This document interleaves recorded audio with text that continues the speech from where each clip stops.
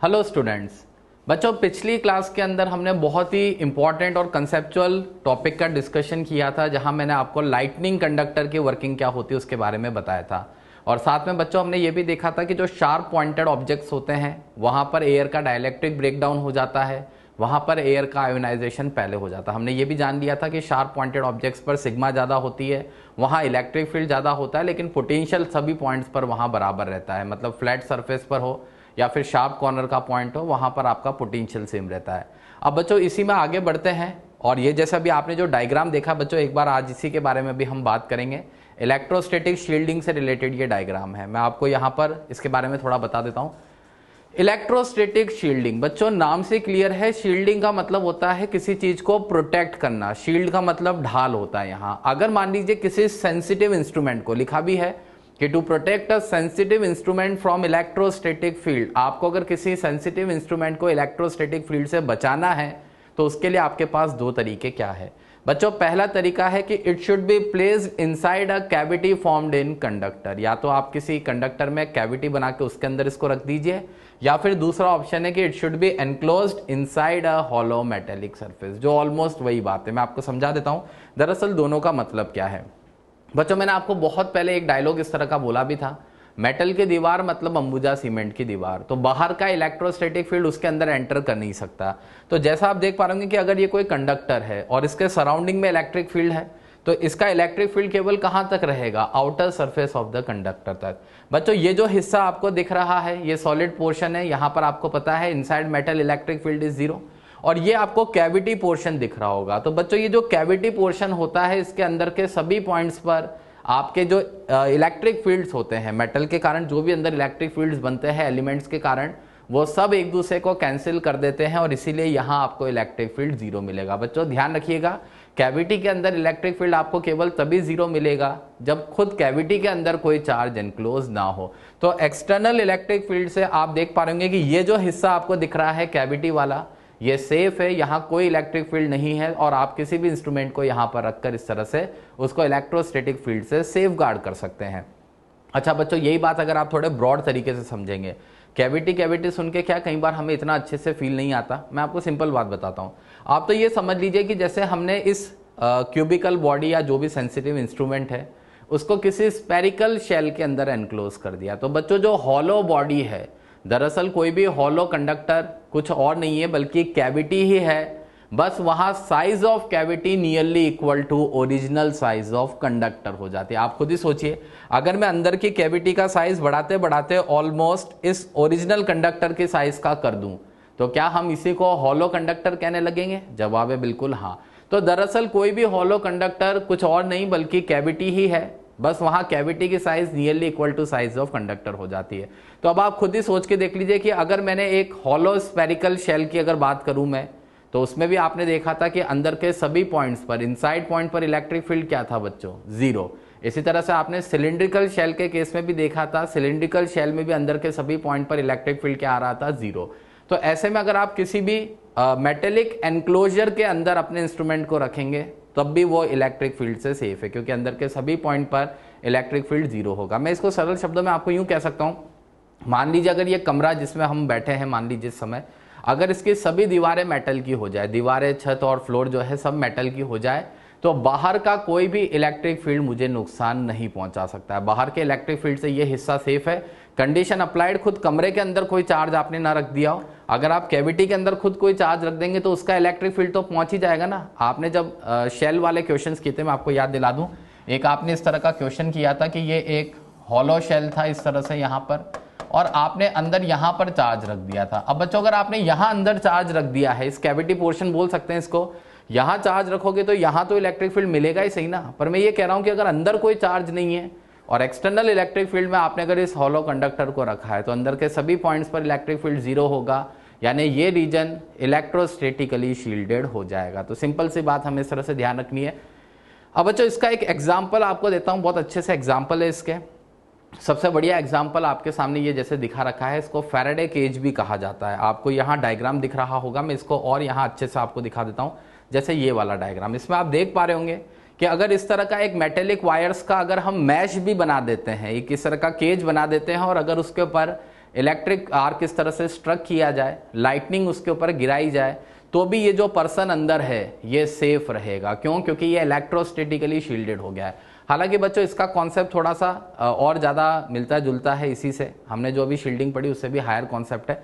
ऐसा कुछ भी नहीं है, जैसे लाइटनिंग स्ट्रक हो रही है तो आपको पता है कि मेटल वायर्स जो है शार्प पॉइंटेड वाली बात आ जाती है, वहां पर जाकर एयर का आयोनाइजेशन पहले हो जाता है और इसीलिए सारी की सारी इलेक्ट्रिक आर्क जो है वो यहाँ पर स्ट्रक करके मेटल के थ्रू ग्राउंड में चली जाएगी। इसका सिंपल एक्सप्लेनेशन ये भी दिया जाता है कि हमारी बॉडी के कंपैरिजन में मेटल ज़्यादा अच्छा कंडक्टर है, तो सारी की सारी बिजली गिर के सारा चार्ज इसके थ्रू मेटल के मैश के थ्रू ग्राउंड को ट्रांसफर हो जाता है। तो बच्चों बस आपको तो ये बात इसलिए बताई जा रही है कि जैसा मैंने अभी आपको यहाँ समझाया, inside a hollow metallic surface अगर कोई चीज़ एनक्लोज्ड है तो वो इलेक्ट्रोस्टैटिक फील्ड से सेफ है। इसका एक बहुत अच्छा एग्जाम्पल ये दिया जाता है कार के अंदर अगर हम बैठे हुए हैं और कार पे अगर मान लीजिए लाइटनिंग स्ट्रक करती है तो अंदर बैठा हुआ पर्सन उस लाइटनिंग स्ट्रक से सेफ है, क्योंकि वही बात होगी जो भी बिजली गिरेगी, कार पूरी की पूरी क्या है, एक मेटल का हॉलो केस हम उसको कह सकते हैं, तो सारा का सारा एक्सेस चार्ज उस मेटेलिक बॉडी के सरफेस से होते हुए टायर्स के थ्रू ग्राउंड को ट्रांसफर हो जाता है और हम इस केस में सेफ रहते हैं। बच्चों कुछ बुक्स में बाकायदा इस तरह की इमेजेस भी दी जाती है जिसमें साइंटिस्ट अंदर कार में बैठे हुए हैं, ऊपर से लाइटनिंग स्ट्रक कर रही है और वो आराम से हंस रहे हैं, इसका मतलब अंदर बैठे हुए पर्सन सेफ है। और आप देखेंगे नेट पर भी इस तरह के वीडियोस दे रखे हैं, आप उसको चाहें तो सर्च करके देख सकते हैं। कुछ बीबीसी रिपोर्टर्स ने भी इस तरह के वीडियोस बना के वहाँ पे दिए हुए हैं जिसमें कार के ऊपर लाइटनिंग स्ट्रक हो रही है और इनसाइड द कार रिपोर्टर अपने कैमरा ऑन करके रिपोर्टिंग कर रहा है और उसको किसी तरह का कोई नुकसान नहीं पहुंच रहा है। तो हाल फिलहाल बस मैंने आपको बता दिया कि अगर आपको किसी भी इंस्ट्रूमेंट को इलेक्ट्रोस्टैटिकली शील्ड करना है तो क्या करें, उसको या तो मेटल के अंदर सॉलिड कंडक्टर के अंदर एक कैविटी बना के उसमें रख दीजिए, या दूसरे शब्दों में कह दीजिए कि उस सेंसिटिव इंस्ट्रूमेंट को मेटेलिक सरफेस से एनक्लोज कर दीजिए। तो ऐसा करने पर बाहर का इलेक्ट्रिक फील्ड उस पर असर नहीं कर पाएगा और अंदर के सभी पॉइंट्स पर इलेक्ट्रिक फील्ड क्योंकि जीरो होगा तो इंस्ट्रूमेंट आपका सेफ रहेगा। कंडीशन अप्लाइड मैंने बोल दी है कि खुद उस कैविटी पोर्शन में कोई चार्ज प्रेजेंट नहीं होना चाहिए। अब बच्चों आगे बढ़ते हैं और हमारा लास्ट हेडिंग है इस चैप्टर का, इसका हम डिस्कशन कर लेते हैं और बड़ा ही आसान हेडिंग है बच्चों ये, motion of charge particle in uniform electric field. Uniform electric field का ही मोशन डिस्कस कर रहे हैं। आपको पता है यूनिफॉर्म इलेक्ट्रिक फील्ड में भी आप देख पाएंगे कांस्टेंट एक्सेलरेशन के केसेस बनेंगे, नॉन यूनिफॉर्म एक्सेलरेशन होगा तो वेरिएबल एक्सेलरेशन के केसेस बनेंगे। वेरिएबल एक्सेलरेशन के प्रॉब्लम्स आपने काइनेमेटिक्स में किए होंगे तो आप उन क्वेश्चंस को भी उस तरह से कर सकते हैं, पर अभी हमारे ज़्यादातर question mainly uniform electric field पर बेस्ड आते हैं तो हम उसी का यहाँ पर डिस्कशन करने जा रहे हैं। बच्चों अगर आप इनफैक्ट इस चीज़ को ध्यान से समझेंगे तो हम कुछ नहीं, स्टार्टिंग में केवल काइनेमेटिक्स का 1D मोशन पढ़ेंगे और फिर थोड़ा सा हम प्रोजेक्टाइल मोशन पढ़ेंगे। ये दो ही केसेस हमें यहाँ पर पढ़ने और कुछ भी नहीं है। Motion of charge particle in uniform electric field. सबसे पहली बात केस 1 लेते हैं, when particle is release from rest. मान लीजिए किसी पार्टिकल को आपने यूनिफॉर्म इलेक्ट्रिक फील्ड में रेस्ट से रिलीज किया, यानी इनिशियल वेलोसिटी u क्या होगी बच्चों, 0। आप देख पा रहे होंगे एक यूनिफॉर्म इलेक्ट्रिक फील्ड है, इसमें एक प्रोटॉन को मैंने रेस्ट से रिलीज किया है और एक इलेक्ट्रॉन को मैंने रेस्ट से रिलीज किया है। बच्चों वैसे ऊपर लिखी हुई है कंडीशन, अगर फिर भी मैं यहाँ मेंशन कर देता हूँ, दोनों को आपने रेस्ट से रिलीज किया है, दोनों को हमने सेम इलेक्ट्रिक फील्ड में रिलीज किया है। अब बच्चों आपको पता है प्रोटॉन बीइंग पॉजिटिव चार्ज, इस पर फोर्स लगेगा in the direction of electric field Fe, and electron being negative charge, इस पर फोर्स लगेगा in the direction opposite to electric field Fe। मगर सबसे मेन बात बच्चों ध्यान से सुनिए, पहली बात तो इनका पाथ क्या होगा, तो path will be straight line, यानी कुल मिला के ये charges will continue to move along the ELF, ये इलेक्ट्रिक फील्ड लाइन के अलोंग मूव करेंगे। और बच्चों इसीलिए जो ELF है, इलेक्ट्रिक फील्ड लाइन जिसको हम बोलते हैं, पर फिर उसको हम ELF बोल देते हैं, इलेक्ट्रिक लाइन ऑफ फोर्स। तो वो electric line of force word कहां से ओरिजिनेट करता है, यहां से ओरिजिनेट करता है। और इसीलिए बच्चों आपको ध्यान रखना है, अगर आपसे ये कहा जाए कि स्टेटमेंट मान लीजिए मैं कह रहा हूं कि a charge particle always move along electric line of force when release from rest, अगर आपसे इस तरह की बात कही जाए तो ध्यान रखिएगा नहीं, ये हमेशा नहीं होगा। Condition applied uniform electric field में अगर आपने किसी चार्ज पार्टिकल को रेस्ट से छोड़ा है तो वो आपका ELF के अलोंग मूव करेगा। अभी आप देखेंगे यूनिफॉर्म इलेक्ट्रिक फील्ड में अगर इसके पैरेलल भी आप प्रोजेक्ट करेंगे तो भी वो अलोंग द ELF मूव करेगा। मैं बात सिर्फ इतनी सी कह रहा हूं कि मान लीजिए कोई इस तरह का केस हुआ, अब आपने पार्टिकल को मान लीजिए रेस्ट से भी रिलीज किया है, पर इस पर जो फोर्स लगता है वो तो टेंजेंशियली लगेगा, क्योंकि इलेक्ट्रिक फील्ड की डायरेक्शन क्या है, टेंजेंशियली। मगर यहां अगर आप देखेंगे तो टेंजेंट भी अलोंग द इलेक्ट्रिक फील्ड हो जाएगा और इसीलिए आपकी ELF की डायरेक्शन इलेक्ट्रिक फील्ड की डायरेक्शन एक ही हो जाती है। तो यहाँ पर चार्ज पार्टिकल का पाथ कैसा होगा बच्चों, स्ट्रेट लाइन पाथ। आप कह सकते हैं कि it will continue to move along electric field, या आप ये भी कह सकते हैं it will continue to move along electric field line, इसीलिए हम इसको इलेक्ट्रिक लाइन ऑफ फोर्स का नाम भी दे देते हैं। अच्छा बच्चों, अब सबसे मेन बात ध्यान दीजिए, मोशन क्या होगा। मोस्ट इंपॉर्टेंट थिंग ये है कि motion will be accelerated for both. बच्चों इनिशियल वेलोसिटी यहाँ कुछ है ही नहीं। अब आप देखेंगे इस पर फोर्स इधर लगा तो ये प्रोटॉन इलेक्ट्रिक फील्ड की डायरेक्शन में एक्सेलरेट होगा, जबकि इलेक्ट्रॉन पर फोर्स किधर लगा, opposite to the direction of electric field. मगर पहले से कोई इनिशियल वेलोसिटी नहीं थी, तो अब इलेक्ट्रॉन इलेक्ट्रिक फील्ड के ऑपोजिट डायरेक्शन में एक्सेलरेट होगा। बच्चों इसी वजह से कई बार ये बात कही भी जाती है कि अगर किसी प्रोटॉन को आप इलेक्ट्रिक फील्ड में फ्री छोड़ेंगे तो वो कहां से कहां मूव करेगा। तो आप क्या जवाब देंगे, proton will move from higher potential end to lower potential end. आप देख पा रहे होंगे भाई फोर्स इधर की तरफ लग रहा है तो ये इधर की डायरेक्शन में मूव करेगा, इधर की डायरेक्शन में मूव करेगा, तो आप क्या कहेंगे कहां से कहां जा रहा है, या तो आप कह दो along the direction of electric field, या आप ये कह सकते हैं हायर पोटेंशियल एंड से लोअर पोटेंशियल एंड की ओर जाता है। और इसके पीछे आप एनर्जी का लॉजिक भी दे सकते हो। बच्चों हायर पोटेंशियल एंड पर प्रोटॉन की पोटेंशियल एनर्जी ज्यादा होगी। यहां पर मान लीजिए कुछ प्लस 300 वोल्ट है तो यहाँ प्लस 300 ईवी है। सपोज आगे जाकर 0 वोल्ट का पॉइंट है तो वहां एनर्जी 0 हो जाएगी। तो ऐसे में कोई भी charge particle higher potential energy position से लोअर पोटेंशियल एनर्जी पोजीशन पर जाना चाहेगा ताकि उसकी पोटेंशियल एनर्जी कम से कम हो सके, उसकी स्टेबिलिटी बढ़ सके और इस तरह से एक्सेलरेट होगा। ये जो डिक्रीज इन पोटेंशियल एनर्जी होगा बच्चों, यही तो इस प्रोटॉन का गेन इन काइनेटिक एनर्जी बनेगा। पर अब इधर ध्यान से सुनिए, अगर आपसे कहा जाए कि किसी नेगेटिव चार्ज को हमने इलेक्ट्रिक फील्ड में फ्री छोड़ा है तो ये कहां से कहां मूव करेगा, तो अब आप जवाब क्या देंगे कि नेगेटिव चार्ज कहां से कहां मूव करेगा बच्चों, लोअर पोटेंशियल पॉइंट से हायर पोटेंशियल पॉइंट की ओर। बच्चों बहुत ध्यान से सुनिए, पॉजिटिव चार्ज हाई पोटेंशियल से लो पोटेंशियल मूव करेगा जब इलेक्ट्रिक फील्ड में आप उसको फ्री छोड़ेंगे, और नेगेटिव चार्ज लो पोटेंशियल से हाई पोटेंशियल की ओर मूव करेगा। बच्चों पहले तो फोर्स से समझ में आ रहा है, आप देख पा रहे होंगे फोर्स इधर लग रहा है तो ये इधर एक्सेलरेट होगा। दूसरी बात एनर्जी से भी समझा देता हूं। मान लीजिए किसी इलेक्ट्रॉन को आपने 0 वोल्ट के पॉइंट से छोड़ा तो यहां उसकी एनर्जी क्या थी 0, यहां जाने पर उसकी एनर्जी क्या हो गई है -300 ईवी। इस तरह से मान लेते हैं भाई, आप मैं ऐसे मान के चल रहा हूं बच्चों कि ये पॉइंट जो है ये 300 वोल्ट का है। आप तो ये मान लो इस पॉइंट का पोटेंशियल क्या है 300 और इस पॉइंट का पोटेंशियल क्या मान लिया मैंने कुछ 0 वोल्ट। अब आप बताओ अगर इलेक्ट्रॉन नेगेटिव चार्ज है तो जब नेगेटिव चार्ज 300 वोल्ट पर आएगा तो यूपी बराबर QVP से इसकी एनर्जी क्या हो जाएगी -300 ईवी। बच्चों -300 ईवी 0 से छोटा होता है, more negative is the lesser value. तो यहां से यहां जाने पर इलेक्ट्रॉन की पोटेंशियल एनर्जी डिक्रीज हो रही है, और इलेक्ट्रॉन की पोटेंशियल एनर्जी अगर डिक्रीज हो रही है तो यही गेन इन काइनेटिक एनर्जी बनती है। तो मैंने एनर्जी के पॉइंट ऑफ व्यू से भी आपको ये बात बता दी है। बाकी सिंपल सी बात ध्यान रखनी है, यूनिफॉर्म इलेक्ट्रिक फील्ड में अगर आप पॉजिटिव चार्ज को रेस्ट से रिलीज करते हैं तो it will move from higher potential point to lower potential point, and negative charge के लिए कहेंगे कि अगर आप इसको यूनिफॉर्म इलेक्ट्रिक फील्ड में फ्री छोड़ते हैं तो it will move from lower potential point to higher potential point. और बच्चों हो सकता है इसके लिए मैं एक एग्जाम्पल आपको ऐसा देता हूं जो जस्ट आपका थोड़ा सा विजन क्लियर करे, बाकी हमें उसमें ज़्यादा दिमाग नहीं लगाना है। मान लीजिए किसी बिल्डिंग की छत से आपने किसी गमले को ड्रॉप किया तो वो नीचे की ओर गिरेगा। आप उसके कई एक्सप्लेनेशन दे सकते हैं, आप कह सकते हैं mg नीचे लग रहा है, मैं तो एनर्जी से भी समझा देता हूँ। वो नीचे गिरेगा तो उसकी पोटेंशियल एनर्जी बिल्डिंग पे ज़्यादा थी, नीचे आने पर उसकी पोटेंशियल एनर्जी कम होती जा रही है, तो ऐसे में वही डिक्रीज इन पोटेंशियल एनर्जी क्या बन गया है काइनेटिक एनर्जी। पर बच्चों अगर मान लीजिए उसी बिल्डिंग की छत से हम किसी बलून को रिलीज करें तो वो नीचे नहीं आएगा, वो किधर जाएगा ऊपर की तरफ।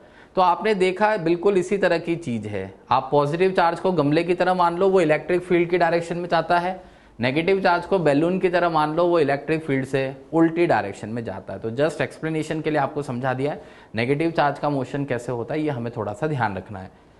अब बच्चों आगे की बात, अगर किसी के लिए भी एक्सेलरेशन की बात करी जाए, इस वाले केस की बात करें या इस वाले केस की बात करी जाए, तो क्योंकि इलेक्ट्रिक फील्ड कांस्टेंट है, चार्ज और मास किसी भी पार्टिकल के कांस्टेंट होते हैं, तो एक्सेलरेशन क्या रहेगा इनका कांस्टेंट E/m। किसी के लिए भी मास बदल जाएगा, भी उसके बारे में बात करेंगे, मगर मैं किसी एक की बात कराऊंगा। प्रोटॉन की बात करी जाए तो थ्रू आउट द जर्नी इसका एक्सेलरेशन क्या रहेगा बच्चों कांस्टेंट, और एक्सेलरेशन कांस्टेंट है, पाथ स्ट्रेट लाइन यानी 1D मोशन है। तो अब आप समझ पा रहे होंगे कि equations of motion can be applied, हम यहाँ इक्वेशंस ऑफ मोशन अप्लाई कर सकते हैं। तो बच्चों सबसे पहली बात सुनना, इन दोनों केस में जो फोर्स लग रही है इलेक्ट्रॉन प्रोटॉन पे फोर्स, मैग्नीट्यूड में वो फोर्स बराबर होगी ई के बराबर। E electronic charge, capital e electric field intensity, uniform field है तो capital e same. Proton electron दोनों का चार्ज मैग्नीट्यूड में सेम होता है। मगर बच्चों वेक्टर फॉर्म में अगर आप लिखेंगे तो आप क्या कहेंगे, एफ इलेक्ट्रॉन बराबर माइनस एफ प्रोटॉन। माइनस क्यों आया है बच्चों, क्योंकि इलेक्ट्रॉन पे जो फोर्स लग रहा है वो प्रोटॉन की फोर्स के ऑपोजिट डायरेक्शन में। तो वेक्टर में हम एफ इलेक्ट्रॉन बराबर माइनस एफ प्रोटॉन कहेंगे। साथ में बच्चों आपको ध्यान रखना है कि यहां एक्सेलरेशन सेम नहीं होंगे। इलेक्ट्रॉन प्रोटॉन के एक्सेलरेशन सेम नहीं है। मैं ये बात कर रहा था यहां कांस्टेंट का मतलब कि इस जर्नी पर इसका एक्सेलरेशन कांस्टेंट है, इस जर्नी पर इसका एक्सेलरेशन कांस्टेंट है, मगर आपस में इन दोनों का एक्सेलरेशन सेम नहीं है। कारण ये देखिए, इलेक्ट्रॉन का एक्सेलरेशन क्या लिखेंगे, force upon mass of electron, E by M E. Proton का एक्सेलरेशन क्या लिखेंगे, force upon mass of proton. भाई मास तो अलग अलग है ना दोनों के, फोर्स भले बराबर लग रहे हैं मगर मास अलग अलग है।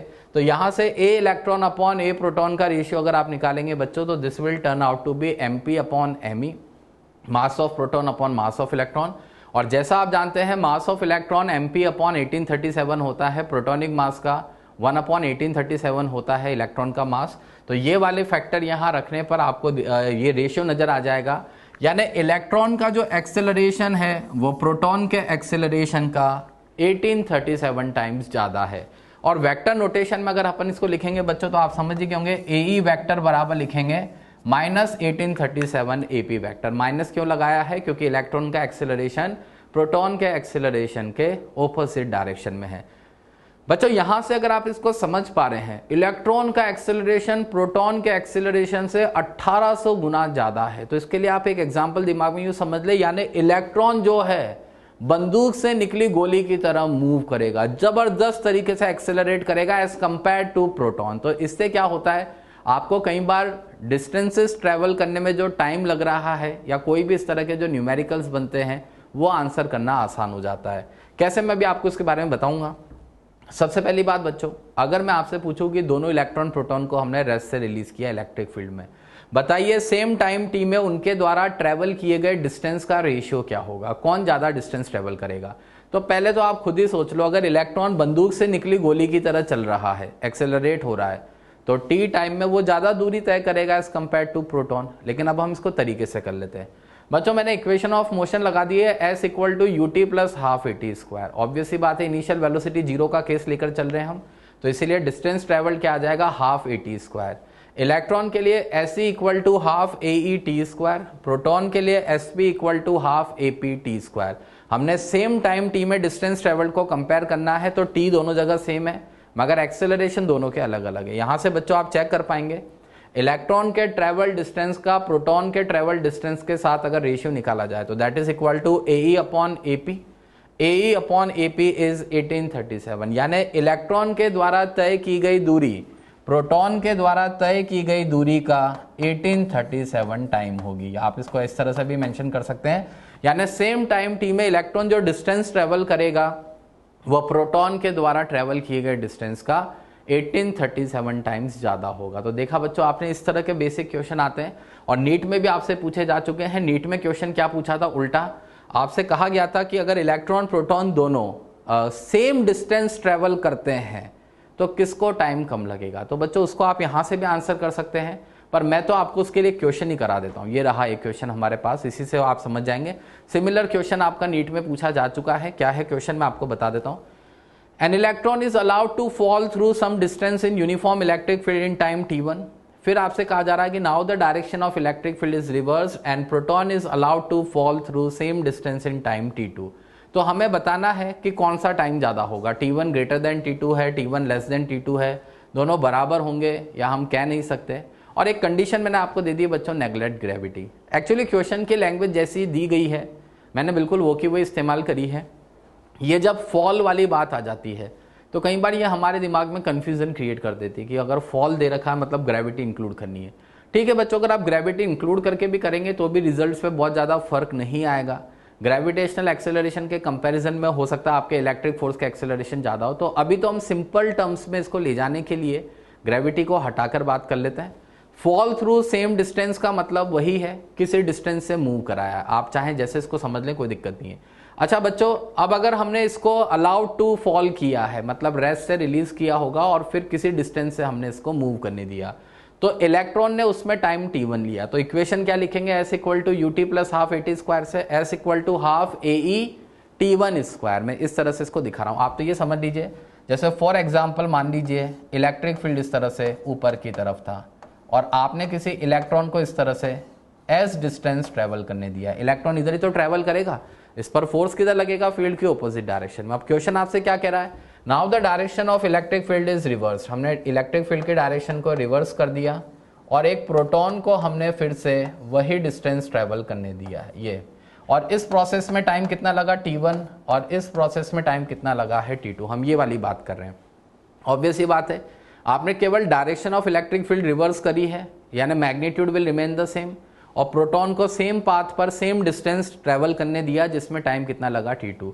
तो बच्चों प्रोटॉन के लिए मैं क्या लिखूंगा, s equal to half A P t2 square. अब वही बात यहां पर डायरेक्ट मैंने half A E upon A P वाली बात कर दी है। अगर यहां आप देखेंगे LHS सेम है, यहां से half and half cancel out हो जाएगा, और यहां से अगर आप t1 बाई t2 का रेशियो निकालेंगे, अगर दोनों को इक्वेट करके t1 बाई t2 का रेशियो निकालेंगे तो that will be equal to under root a p upon a e. और बच्चों में जो बात बोल रहा था वो ये है कि ए प्रोटॉन अपॉन ए इलेक्ट्रॉन का रेशियो हम पिछले वाले केस की तरह, क्योंकि फोर्स दोनों पर मैग्नीट्यूड में बराबर है, तो ए इनवर्सली प्रोपोर्शनल मास का रिलेशन में यहाँ काम में ले लेता हूँ, acceleration will be inversely proportional to mass, क्योंकि फोर्स दोनों पर मैग्नीट्यूड में सेम है।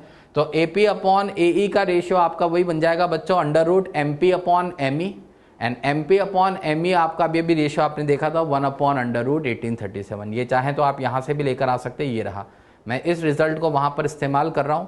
तो ए पी अपॉन ए ई का रेशियो यहां से क्या दिख रहा है आपको, 1 अपॉन 1837, ये अपन ने यहां रख दिया, तो 1 अपॉन अंडर रूट 1837। तो बच्चों अब एक बार बताओ, आप लिख रहे हो कि t2 बराबर रूट 1837 टाइम t1, रूट 1837 भी अच्छी बड़ी क्वांटिटी होगी, तो इससे हमें क्लियर दिख रहा है कि इसका मतलब t2 will be greater than t1, यानी करेक्ट ऑप्शन हो जाएगा बी। और दूसरे शब्दों में आप ये भी कह सकते हैं कि time taken by proton will be greater as compare to time taken by electron. बच्चों हमने इतना इसको प्रूव भी कर दिया। अगर हम इसको आंसर करना चाहें तो लॉजिक से ऐसे ही आंसर कर सकते थे, भाई इलेक्ट्रॉन बंदूक से निकली गोली की तरह मूव कर रहा है, तो सेम डिस्टेंस ट्रेवल करने के लिए उसको ऑब्वियस सी बात है कम टाइम लगेगा ही लगेगा, प्रोटॉन को ज़्यादा टाइम लगेगा। तो ये इस तरह से क्वेश्चन हमने यहाँ पर कर दिया है। बाकी अगर आपसे ग्रेविटी इंक्लूड करने के लिए कहा जाए, जी की वैल्यू अगर आपको दे दी जाए, तो फिर आप उसके साथ इक्वेशंस बना के भी इस तरह से कंपैरिजन कर सकते हैं। तो ये आपको सिंपल सा क्वेश्चन दिया है बच्चों, इस तरह से हमें थोड़ा सा इस केसेस को डिस्कस करना होता है। अब आगे की बात करते हैं case number 2। Case number 2, when particle is projected along the field. अगर अलोंग द फील्ड प्रोजेक्शन करेंगे तो क्या होगा बच्चों, अलोंग द फील्ड का मतलब है यू पैरेलल ई वाली बात करें हम। सबसे पहले आप देख पा रहे होंगे वही एक प्रोटॉन और इलेक्ट्रॉन का केस लिया है मैंने, इलेक्ट्रिक फील्ड लिया है, वही यूनिफॉर्म इलेक्ट्रिक फील्ड में सारा मोशन चल रहा है। फिर से दिखा देते हैं, यूनिफॉर्म इलेक्ट्रिक फील्ड है और इनिशियल वेलोसिटी है and that is along the field direction. तो बच्चों सबसे पहली बात सुनिएगा, इस केस में भी पाथ जो होगा वो स्ट्रेट लाइन ही बना रहेगा। इस केस में भी particle will continue to move along the electric field line. Uniform electric field है अगर, तो particle will continue to move along electric field line. Path straight line होगा, मगर मोशन पे ध्यान दीजिए, motion will be accelerated for proton and retarded for electron. ये लिखा हुआ बच्चों इधर, motion will be accelerated for proton and retarded for electron if U is parallel to electric field. बच्चों यानी अगर हम ये थीटा 0 डिग्री का केस देख पा रहे हैं, इनिशियल वेलोसिटी अगर इलेक्ट्रिक फील्ड के पैरेलल है, मैं इसको थीटा बराबर 0 डिग्री का केस इस तरह से बोल देता हूं, तो आप देख पा रहे होंगे प्रोटॉन पे फोर्स लगता है in the direction of electric field, और फोर्स और इनिशियल वेलोसिटी में जब एंगल 0 डिग्री होता है तो आपको पता है पार्टिकल एक्सेलरेट करता है। तो ये प्रोटॉन तो एक्सेलरेट करता हुआ जाएगा, यानी इसकी स्पीड लगातार बढ़ती जाएगी जैसे जैसे ये फील्ड की डायरेक्शन में आगे बढ़ता जाएगा। पर इलेक्ट्रॉन की अगर बात करें तो इसकी इनिशियल वेलोसिटी इधर है, पर इस पर इलेक्ट्रिक फोर्स किधर लग रही है, पीछे की ओर। बच्चों इनिशियल वेलोसिटी और फोर्स के बीच में अगर आप एंगल देख पा रहे होंगे तो यहाँ पर 180 डिग्री का एंगल बन रहा है। फोर्स और वेलोसिटी के बीच में अगर एंगल 180 बनता है तो आपको पता है मोशन रिटार्डेड होता है, तो इलेक्ट्रॉन का मोशन रिटार्डेड होगा, इसकी स्पीड कम होती जाएगी, एक पर्टिकुलर पॉइंट तक जाकर इसकी स्पीड पूरी तरह से 0 हो जाएगी। वहां तक जाकर आप ये कह देंगे कि इसकी मतलब पूरी की पूरी जो काइनेटिक एनर्जी है वो पोटेंशियल में कन्वर्ट हो गई और फिर वो ये पार्टिकल इलेक्ट्रॉन वापस से अपने पाथ को रिट्रेस करेगा and in the opposite to the direction of electric field move करेगा। बच्चों वही बात है, आप किसी बॉल को ऊपर फेंकते हैं तो टिल मैक्सिमम हाइट पहले उसका मोशन क्या होता है, रिटार्डेड, फिर वहां जाकर वेलोसिटी क्या होती है, मोमेंटली जीरो, और फिर पार्टिकल अपने पाथ को रिट्रेस करता हुआ जब नीचे आता है तो उसका मोशन एक्सेलरेटेड हो जाता है। तो ऐसे इलेक्ट्रॉन आगे जाएगा, कुछ दूरी पर जाकर रुकेगा और वहां से फिर अपने पाथ को फिर से रिट्रेस करेगा। तो अभी हम जस्ट आफ्टर प्रोजेक्शन का ही डिस्कशन कर रहे हैं बच्चों। जस्ट आफ्टर प्रोजेक्शन के लिए बात करी जाए तो आप कहेंगे कि मोशन प्रोटॉन का तो होगा एक्सेलरेटेड मोशन और इलेक्ट्रॉन का मोशन क्या होगा, रिटार्डेड मोशन। बात हो रही है यू पैरेलल ई के लिए, theta equal to 0 degree condition के लिए। अब बच्चों इस समय भी वही बात, दोनों के लिए अपना अपना एक्सेलरेशन कांस्टेंट रहेगा E by M. Path straight line है, एक्सेलरेशन कांस्टेंट है, इक्वेशंस ऑफ मोशन अप्लाई कर सकते हैं। तो क्योंकि प्रोटॉन का एक्सेलरेटेड मोशन है तो v बराबर u प्लस एटी से u plus e by m t. Distance travel के लिए s equal to U T plus half A T square लगाएंगे तो half e by m t square आ जाएगा यहाँ। बस बच्चों अपने हिसाब से समझना, वैसे तो मैंने लिख दिया पर आप समझ पा रहे अगर प्रोटॉन की बात हो रही है तो यहाँ आप किसका मास इस्तेमाल करेंगे, मास ऑफ प्रोटॉन। ई पे तो कोई फर्क ही नहीं पड़ता है, वो तो आप समझ ही जाएंगे। और इलेक्ट्रॉन का क्योंकि मोशन रिटार्डेड है तो आप उसकी इक्वेशन क्या लिखेंगे, v बराबर u माइनस ए टी, यानी E upon M E into T, इस तरह से आप इसको बोल दें, and U T minus half E by M E into T square. बच्चों तो आप समझ ही जाओगे मास किसका इस्तेमाल करना है, जिस पार्टिकल की बात हो रही है उसी का तो मास रखेंगे। चार्ज भी उसका खुद का है मगर दोनों के लिए चार्ज सेम है तो कोई दिक्कत नहीं है। तो हाँ बच्चों, अगर अभी आपसे यहाँ पे मैं पूछूं कि एक इलेक्ट्रॉन को parallel to the electric field direction project किया जाता है तो its velocity after some time increases, decreases, remain same, can not say. तो आप समझ पा रहे कि since electron is suffering a retarded motion तो इसकी वेलोसिटी कुछ टाइम के बाद डिक्रीज हो जाएगी। आप देख पा रहे यहाँ से क्या हम v लेस देन u कह सकते हैं, जवाब है बिल्कुल हाँ, जबकि प्रोटॉन की वेलोसिटी पहले के कंपैरिजन में बढ़ जाएगी। पर बच्चों ध्यान रखना ये चीजें समझने की है। अभी थीटा 0 डिग्री का केस था, मान लीजिए थीटा 180 डिग्री का केस होता। थीटा 180 का मतलब क्या है, आपने जो इनिशियल वेलोसिटी दी है वो इलेक्ट्रिक फील्ड से ऑपोजिट डायरेक्शन में अगर होती, ये मान लीजिए आपने इलेक्ट्रिक फील्ड से ऑपोजिट डायरेक्शन में इस तरह से वेलोसिटी दी है, ये मैंने u इस तरह से दिखा दिया। अब बच्चों जब आप थीटा 180 डिग्री रखेंगे यानी u और e में एंगल 180 होगा तो अब प्रोटॉन के केस में देखिए, प्रोटॉन पर F इधर लग रहा है और इसका इनिशियल वेलोसिटी u इधर है। अब प्रोटॉन के लिए इनिशियल वेलोसिटी और फोर्स के बीच का एंगल कितना बन चुका है बच्चों, यहां देख लीजिए, इनके बीच का एंगल यहां कितना हो गया है, 180 डिग्री के बराबर। इसीलिए इस बार प्रोटॉन का मोशन क्या हो जाएगा, रिटार्डेड। और यहां अगर आप देखेंगे तो इलेक्ट्रॉन के लिए इनिशियल वेलोसिटी और फोर्स के बीच का एंगल 0 डिग्री है, तो इस बार इलेक्ट्रॉन का मोशन क्या हो जाएगा, एक्सेलरेटेड। अगर आपसे इक्वेशन लिखाई जाए इस वाले केस के लिए तो प्रोटॉन के लिए शायद आप लिखेंगे v बराबर u माइनस ए टी और s equal to you T minus half A T square, acceleration आप रख सकते हैं।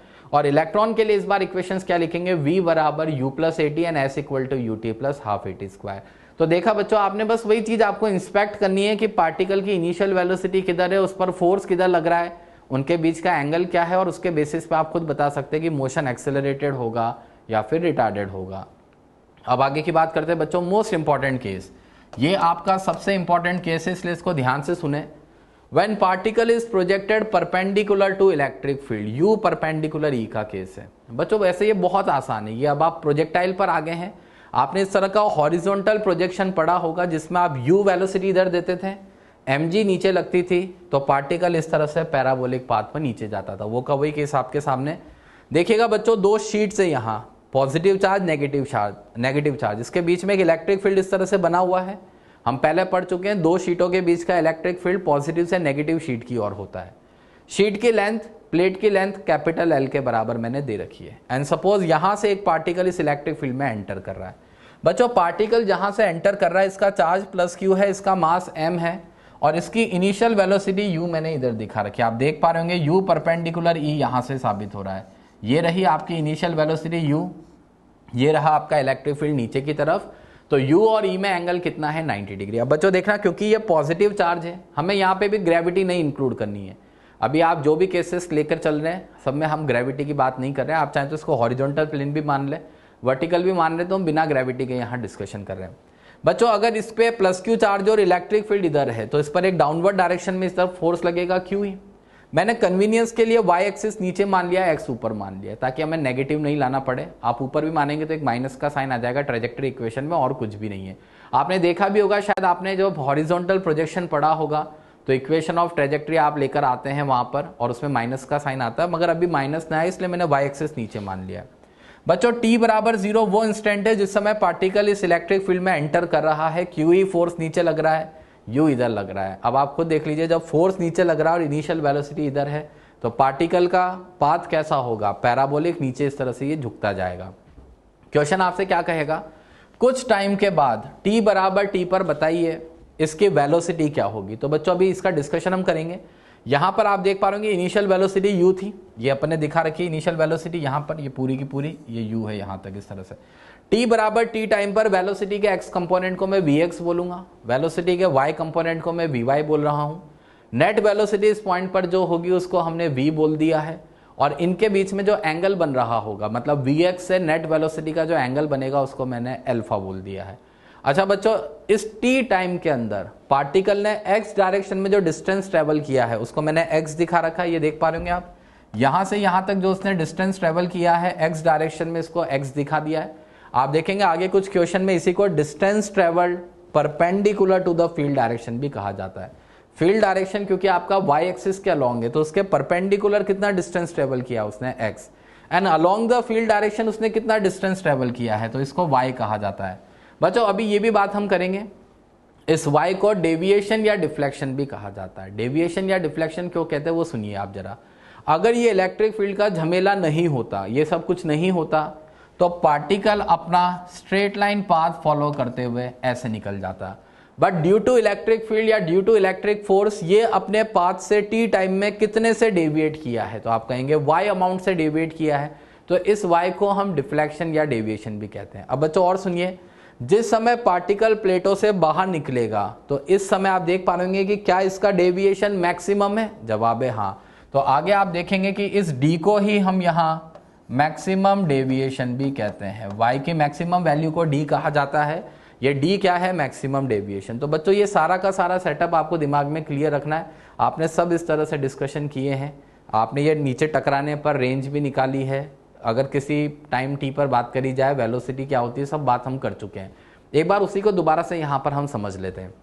बच्चों इस समय इनिशियल वेलोसिटी x डायरेक्शन में ux बराबर तो क्या होगी u, मगर x डायरेक्शन में एक्सेलरेशन क्या होगा 0, क्योंकि x डायरेक्शन में कोई फोर्स एक्ट नहीं कर रही है तो x डायरेक्शन का आपका एक्सेलरेशन क्या निकल के आ जाएगा बच्चों 0। सिमिलरली इधर देखिए, क्योंकि इनिशियल वेलोसिटी x डायरेक्शन में तो इसका y डायरेक्शन में कंपोनेंट क्या होगा 0।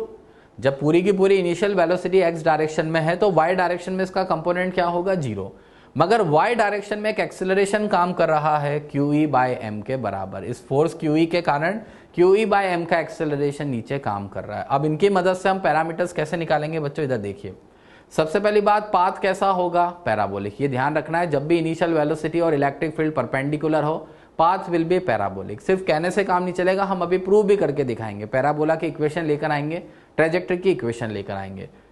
सबसे पहली बात आपसे कर लेते हैं बच्चों, what will be the velocity of particle after time t। अगर आपसे पूछा जाए velocity of particle after time t बताइए, तो vx बराबर क्या होता है बच्चों, ux प्लस axt। इक्वेशन लगा दी अपन ने यहाँ x डायरेक्शन में। आपको पता है ax क्या है 0, x डायरेक्शन में एक्सेलरेशन क्या है 0, तो vx बराबर हो जाएगा ux, यानी that is equal to u। बच्चों वही बात हॉरिजॉन्टल प्रोजेक्शन में आपने देखा था, जो हॉरिजॉन्टल कंपोनेंट ऑफ वेलोसिटी है वो चेंज नहीं करता है, तो सेम उसी तरह से यहाँ vx कंपोनेंट u ही बना रहेगा। vy की बात करते हैं, vy equal to uy plus ayt। बच्चों इस बार आपको पता है uy 0 होगा, तो ay की जगह QE बाय m लिखेंगे तो vy क्या निकल के आ जाएगा, QE bye m into t। बच्चों आपको पता है अगर वेलोसिटी पूछी जाती है तो आप क्या लिखते हैं, vx i cap plus vy j cap. तो x डायरेक्शन में vx कितना आया है u, y डायरेक्शन में vy कितना आया है QE बाय m। तो आप वेक्टर फॉर्म में वेलोसिटी लिख सकते हैं t टाइम पर u i cap plus QE bye m into T J cap. बच्चों ऐसे लिख दिया मैंने। स्पीड अगर आपको निकालनी हो तो आपको पता है under root vx square plus vy square कर लीजिए। फॉर्मूला बनाना बेकार है, आप u square plus QE bye m t का होल स्क्वायर भी लिखेंगे, पर उसकी जगह बेहतर है आप दोनों कंपोनेंट अलग अलग निकाल लें, vx vy, और रूट के अंदर उनका स्क्वायर करके ऐड कर दीजिए तो आपको स्पीड मिल जाएगी। बच्चों सबसे मेन बात देखिए, स्पीड के अंदर जो Vx कंपोनेंट है वो तो कांस्टेंट है u के बराबर, आप देख पा रहे होंगे Vx तो कांस्टेंट है, मगर ये जो Vy कंपोनेंट आपको दिख रहा है ये टाइम के डायरेक्टली प्रोपोर्शनल है। आप देख पा रहे होंगे Vx कांस्टेंट है मगर Vy टाइम के डायरेक्टली प्रोपोर्शनल है। तो बच्चों Vy अगर टाइम के साथ लगातार बढ़ता जाएगा तो under root Vx square plus Vy square का टर्म भी बढ़ता जाएगा, और इसीलिए आप ये कह सकते हैं कि पार्टिकल की स्पीड जो है वो टाइम के साथ लगातार बढ़ती ही जाएगी। Vx कंपोनेंट कांस्टेंट रहेगा पर Vy कंपोनेंट बढ़ता रहेगा, इसलिए पार्टिकल की स्पीड जो है वो टाइम के साथ लगातार बढ़ती जाएगी। बच्चों साथ में अगर आपसे एंगल पूछ लिया जाए तो आप ये देख लीजिए, मैं इस एंगल की बात कर रहा हूं, यहां पर ये जो आपने एंगल दिखाया था ये tan अल्फा अगर आप निकालेंगे तो that will be equal to Vy upon Vx। यहां से देख पा रहे होंगे ट्राइंगल लॉ करते हुए आप इसको निकाल सकते हैं। तो tan अल्फा अगर Vy अपॉन Vx है तो इससे आप वेलोसिटी का डायरेक्शन भी बता सकते हैं एक्स एक्सिस से, एक्स डायरेक्शन से जो उसका एंगल बन रहा होगा आप उसको कैलकुलेट करके बता सकते हैं। तो tan alpha will be equal to Vy upon Vx। बच्चों ये तो वेलोसिटी का डिस्कशन हो गया आफ्टर टाइम टी। अब मान लीजिए आपसे distance travelled in time T पूछा जाए तो डिस्टेंस ट्रेवल्ड के लिए Sx equal to uxt plus half axt square लगा देते हैं। बच्चों जैसा आपको अभी भी बताया था x डायरेक्शन में एक्सेलरेशन 0 है, तो distance travelled in x direction is x, और x बराबर ux की जगह u लिख दिया है और t, तो x इक्वल टू ut। ये तो आपका distance travelled in x direction आ गया है, या आप यूं कह सकते हैं this is the distance travelled perpendicular to the direction of electric field. मैंने अभी भी बताया था बच्चों ये जो x होता है that is the distance travelled perpendicular to the direction of electric field. बच्चों ऐसे ही sy निकालेंगे तो sy बराबर क्या होगा uyt plus half ayt square. इस बार आपको पता है बच्चों uy 0 होगा, तो sy को y कहा जाता है distance travelled in y direction and that is equal to half ay qe bye m into T square. बच्चों इसको इक्वेशन 1 इसको 2 मान लेते हैं और यहां से t की जगह, यहां से आप देखेंगे t बराबर x बाई यू लिखा जा सकता है। इक्वेशन नंबर 1 से t की जगह यहां x बाई यू रखकर देखिए तो आपके पास y की इक्वेशन क्या आ जाएगी, QE upon 2mu square into x square. बच्चों ये पूरा का पूरा पैरामीटर अगर आप देखेंगे तो y equal to QE upon 2mu square ये कांस्टेंट निकल के आ रहा है। आपने y equal to kx square इसको प्रूव कर दिया है। This is equation of parabola, इसी को आप इक्वेशन ऑफ ट्रेजेक्टरी भी कह सकते हैं। तो बच्चों जो अपन ने शुरू में बात करी थी कि पाथ विल बी पैराबोलिक, वो सिर्फ कहने से नहीं प्रूव भी करना होता और हमने इसको प्रूव कर दिया है। ये ध्यान रखना है बच्चों, y और x को रिलेट करने के लिए ये इक्वेशन है। कई बार ये भी काम आती है जब किसी t टाइम के बाद आपसे डिस्टेंस ट्रेवल पूछा जाता है। मान लीजिए मैं आपसे सीधे सीधे पूछता 10 सेकंड के बाद बताओ कितना y डिस्टेंस ट्रेवल करेगा, तो फिर आप इस इक्वेशन में क्यों जाओगे, फिर तो आप यहीं पर t की वैल्यू 10 सेकंड रखोगे ना। ये तो आपको तब इस्तेमाल करनी है जब आपको x और y की टर्म्स में, डिस्टेंसेस ट्रेवल्ड की टर्म में इक्वेशंस को रिलेट करना हो। यहाँ टाइम का कोई टर्म आपको नहीं दे रखा है। अब बच्चों आगे की बात करते हैं, वही मैक्सिमम डेविएशन या डिफ्लेक्शन। जैसा मैंने आपसे कहा था कि किसी t टाइम के अंदर, इस तरह से अभी हमने बात करी थी कि t टाइम के अंदर पार्टिकल का ये जो डिस्टेंस ट्रेवल्ड होता है इसी को हम क्या कहते हैं, डेविएशन। डेविएशन किस लिए कहा था, क्योंकि जाना तो था इसको इस तरह से सीधे, मगर टी टाइम में इलेक्ट्रिक फील्ड के कारण ये इतने से नीचे आ गया। फिर मैंने आपको ये भी बताया था y की जो मैक्सिमम वैल्यू होती है उसको d कहते हैं। तो पहली बात ध्यान रखनी बच्चों, इस y को डिफ्लेक्शन या डेविएशन आफ्टर टाइम t कहा जा सकता है, एंड मैक्सिमम डिफ्लेक्शन जो होता है उसको, डेविएशन को d से लिखा है मैंने यहाँ, दिस इज मैक्सिमम डेविएशन या डिफ्लेक्शन।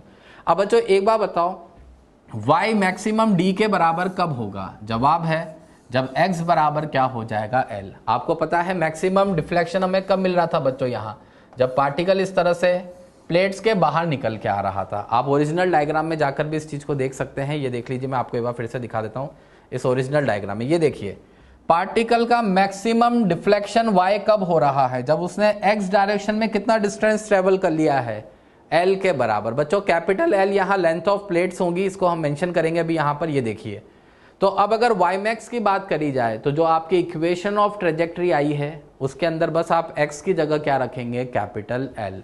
तो y मैक्स यानी d बराबर क्या आ जाएगा, QE L square upon 2mu square, where capital L is the length of plates. ये आपको ध्यान रखना है बच्चों। ये फॉर्मूला आपसे एनसीईआरटी में भी पूछा गया है, वहां इसको QE L square upon 2m Vx square ऐसा लिखा हुआ आपको दिख जाएगा।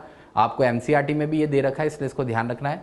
Maximum deviation is equal to D, और डी बराबर होता है Q L square upon 2mu square. बच्चों एक और चीज देखना है, यहाँ कैपिटल एल में बता चुका हूं लेंथ ऑफ प्लेट से पार्टिकल की initial kinetic energy half mu square लिखी जा सकती है। तो यहां से आप देखेंगे कि 2mu स्क्वायर को मैं क्या लिख सकता हूं, 4 टाइम इनिशियल काइनेटिक एनर्जी। आप दोनों तरफ 4 से मल्टीप्लाई करके देख लीजिए, तो 2mu स्क्वायर बराबर 4 टाइम काइनेटिक एनर्जी इनिशियल।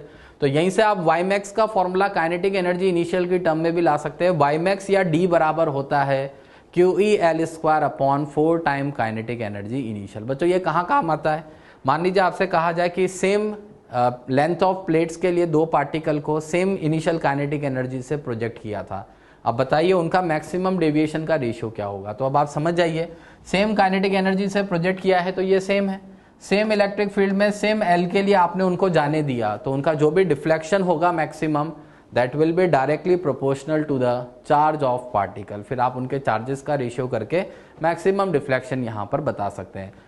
तो फॉर्मूले हैं बच्चों, थोड़ा सा इनको आपको बस ध्यान रखना है। अब इस पर बेस्ड क्वेश्चन कर लेते हैं हम फटाफट से। पहला question, a particle of mass 1 gram and charge 10 microcoulomb is projected with velocity 30 metre पर second in direction perpendicular to uniform electric field. बच्चों वेलोसिटी की डायरेक्शन परपेंडिकुलर दे दी है, v परपेंडिकुलर e है या u परपेंडिकुलर e है, मतलब वही पैराबोला वाला केस बनेगा। Electric field 1000 volt per metre है, आपसे क्या कह रहा है कि बताइए इसकी स्पीड आफ्टर 4 सेकंड क्या होगी, डेविएशन आफ्टर 4 सेकंड क्या होगा। बच्चों सबसे पहली बात, जैसे आपको पता है इलेक्ट्रिक फील्ड ऐसे नीचे की ओर है, मास और चार्ज पॉजिटिव है, फोर्स नीचे लग रहा होगा, ये ऐसे जा रहा होगा। हमें वही बताना है कि 4 सेकंड के बाद उसकी स्पीड क्या होगी। तो सबसे पहली बात देखिए बच्चों, वेलोसिटी 30 मीटर पर सेकंड दे रखी है in the direction perpendicular to electric field, यानी ये u आपको इस तरह से दे रखा है। तो मैंने इक्वेशंस बना दी है, vx तो बराबर होगा u के 30 मीटर पर सेकंड, आपको बताया था vx तो चेंज होता ही नहीं है। vy बराबर होगा QE bye m into T. Particle का चार्ज आपको दे रखा है 10 माइक्रोकूलम, ये दे रखा है क्वेश्चन में, तो 10 इंटू 10 की पावर -6 ये तो चार्ज। इलेक्ट्रिक फील्ड 1000 10 की पावर 3। मास आपको 1 ग्राम दे रखा है, 1 ग्राम को आप केजी में कन्वर्ट करेंगे बच्चों, तो 10 की पावर -3 केजी, और 4 सेकंड के बाद बताना है।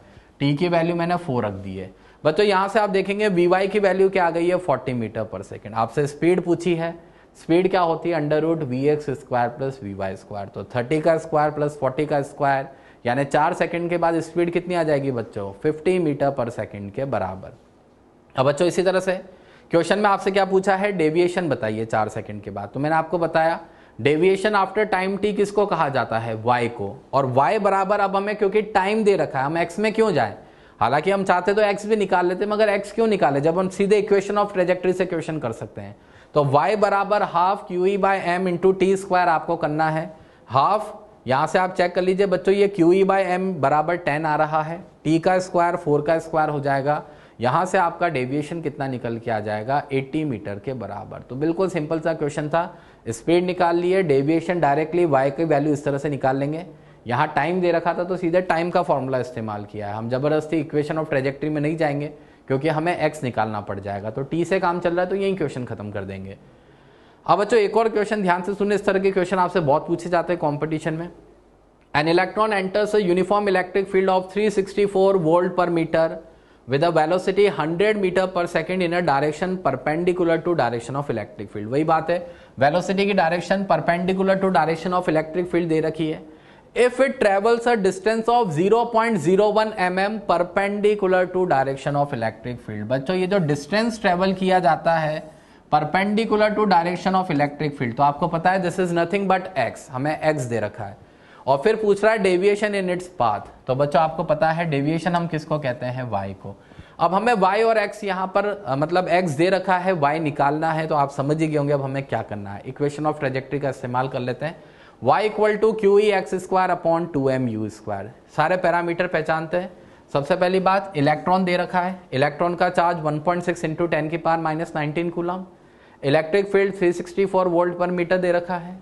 मास ऑफ इलेक्ट्रॉन 9.1 इंटू 10 की पावर -31 हमें पता है। इनिशियल वेलोसिटी 100 मीटर पर सेकंड हमें दे रखी है क्वेश्चन में u, और x 0.01 mm है। तो बच्चों इसको आप मीटर में कन्वर्ट करेंगे तो क्या लिखेंगे, 10 की पावर -5 मीटर।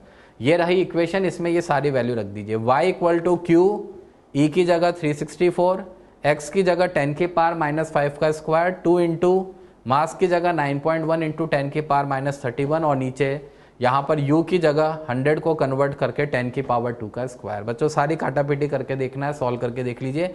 यहाँ से सारे कैंसलेशन करने के बाद आपका डेविएशन कितना निकल के आ जाएगा, 0.32 मीटर के बराबर। तो सिंपल सा क्वेश्चन था, आपने देखा फॉर्मूले पर बेस्ड है और कुछ भी नहीं है।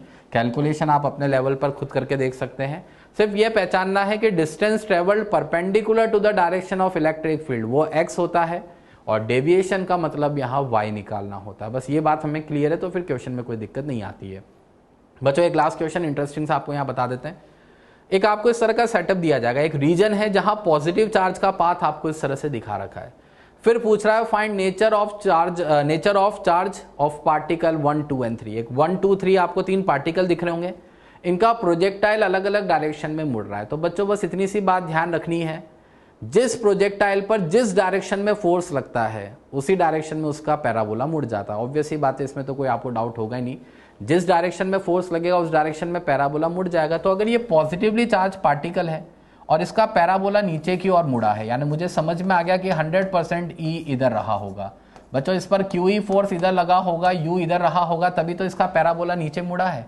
अच्छा, अब इसी रीजन में बाकी सबको आपने प्रोजेक्ट किया, यानी इलेक्ट्रिक फील्ड तो इस पूरे रीजन में नीचे की ओर इस तरह से लग रहा है। तो अब बच्चों since electric field is in downward direction, इससे मुझे नेचर ऑफ चार्ज पता चल रहा है। कैसे? 2 नंबर वाले का भी पैराबोला नीचे मुड़ा है, यानी इस पर फोर्स लगा है इस डायरेक्शन में। 2 नंबर पार्टिकल पर फील्ड की डायरेक्शन में फोर्स लगा है, इसका मतलब ये कैसा चार्ज होगा, पॉजिटिव चार्ज। आप ये भी कह सकते हैं कि पॉजिटिव चार्ज का पैराबोला इलेक्ट्रिक फील्ड की डायरेक्शन में मुड़ता है, नेगेटिव चार्ज का पैराबोला इलेक्ट्रिक फील्ड के ऑपोजिट डायरेक्शन में मुड़ता है। ये अभी आप देख पाएंगे। अब 1 नंबर चार्ज पार्टिकल का पैराबोला इधर की ओर मुड़ा है, यानी इस पर फोर्स किधर लगा होगा, ऐसे इधर, यू इधर, क्यू ई ऊपर की तरफ। अब आप मुझे बताओ कि अगर इलेक्ट्रिक फील्ड डाउनवर्ड था और इस पर फोर्स अपवर्ड डायरेक्शन में लगा है, यानी opposite to the direction of electric field force लगा है, and opposite to the direction of electric field अगर फोर्स लगा है तो इसका मतलब 1 नंबर पार्टिकल क्या है, नेगेटिव। सिमिलरली आप देख पा रहे होंगे 3 नंबर पार्टिकल के लिए भी वही कहानी है। इस पर फोर्स किधर लगा है, ऊपर की तरफ, क्योंकि पैराबोला उधर मुड़ा है, इसकी इनिशियल वेलोसिटी यू ऐसे इधर की तरफ रही होगी। 3 नंबर पार्टिकल पे भी फोर्स लग रहा है in the direction opposite to electric field, इसका मतलब 3 नंबर पार्टिकल भी यहाँ पर क्या है, नेगेटिव। तो इससे आपको ये ध्यान रखना है कि एक तो जिस डायरेक्शन में इलेक्ट्रिक फोर्स लगता है उस डायरेक्शन में पैराबोला मुड़ जाता है। दूसरी बात, पॉजिटिव चार्ज के लिए आप डायरेक्ट कह सकते हैं पॉजिटिव चार्ज का पैराबोला इलेक्ट्रिक फील्ड की डायरेक्शन में मुड़ता है, नेगेटिव चार्ज का पैराबोला इलेक्ट्रिक फील्ड की ऑपोजिट डायरेक्शन में मुड़ जाता है।